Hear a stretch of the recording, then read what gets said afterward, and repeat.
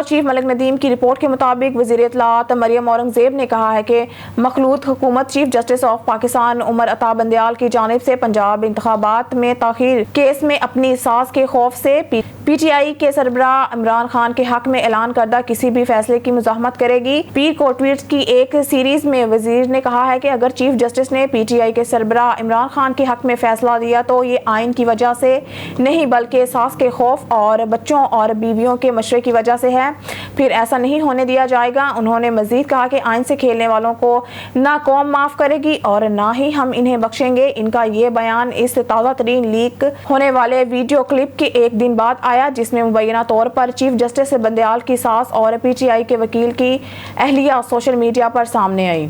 سوات دھماکہ update. Bureau chief ملک ندیم کی report کے مطابق دھماکے میں 3 افراد جاں بحق جبکہ متعدد زخمی ہیں۔ تھانہ کے اندر 2 دھماکے ہوئے، مبینہ طور پر خودکش دھماکہ ہے۔ دھماکے سے تھانے کی عمارت بیٹھ گئی۔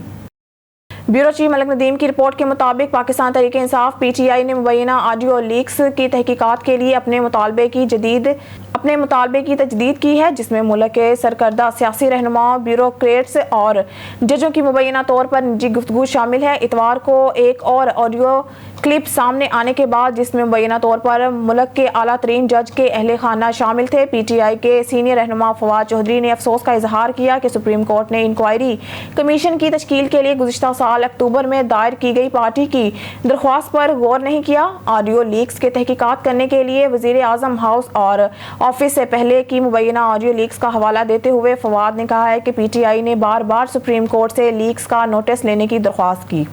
بیورو چیف ملک ندیم کی رپورٹ کے مطابق امارت اسلامیہ نے کہا ہے کہ وہ دنیا کے ساتھ مثبت روابط کا خواہاں ہے، لیکن عالمی برادری افغان عبوری حکومت کو تسلیم کرنے کے حوالے سے بہانے بناتی ہے۔ امارت اسلامیہ کی ترجمان ذبیح اللہ مجاہد نے کہا ہے کہ افغانستان کو تسلیم کرنے سے افغانستان اور دنیا دونوں کا فائدہ ہے، نہیں یہ ایک بہانہ ہے۔ جب بھی یہ غزر حل ہو جائے گا وہ کوئی اور بہانہ بنائیں گے۔ مثال کے طور پر ہمیں پچھلے سال یہ مسئلہ نہیں تھا، اسکول کھولے گئے تھے اور دوسرے شعبے جو معطل کر دیے گئے تھے فعال تھے، لیکن کوئی شناخت نہیں تھی۔ جو ممالک بہانے بناتے ہیں وہ افغانستان کے حوالے سے اپنی پالیسیوں کو تبدیل کرنا چاہتے ہیں۔ مجاہد نے کہا کہ امارت اسلامیہ کی پہچان کی طرف اچھی پیش رفت ہوئی ہے۔ انہوں نے کہا کہ تعلقات روز بروز بہتر ہو رہے ہیں، لیکن یہ عمل سست ہے اور ہم اسے تیز کرنے کی کوشش کر رہے ہیں۔ امارت اسلامیہ کو اقتدار میں آئے تقریباً 2 سال ہو چکے ہیں، لیکن دنیا کے کسی ملک نے اسے تسلیم نہیں کیا۔ سیاسی تجزیہ کاروں کا کہنا ہے کہ امارت اسلامیہ کو تسلیم نہ کرنے کی وجہ یہ ہے کہ افغان عبوری حکومت نے عالمی برادری کے مطالبات کو پورا نہیں کیا۔